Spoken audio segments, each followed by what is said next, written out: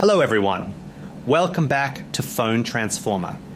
In today's video, I'll show you how to find App Store on Android and help you locate the Play Store on your device quickly. If you've ever struggled to find where to download apps, now let's get started. Step 1, check your home screen for the colourful Play Store triangle icon on any page. This is the main App Store where you can find all Android apps. Step 2, swipe up from the bottom of your screen to open the app drawer, then scroll or use the search function to locate Play Store. This helps you find the app if it's not on the home screen. Step 3, use your phone's main search bar, often at the top of the home screen or in the app drawer, and type Play Store to quickly locate it without scrolling. Step 4, if you still can't find it, go to Settings Apps, see All Apps or App Management, find Google Play Store and tap Enable if the option is available, as it might have been disabled. Thanks for watching. Subscribe to Phone Transformer for more helpful Android tips and tutorials.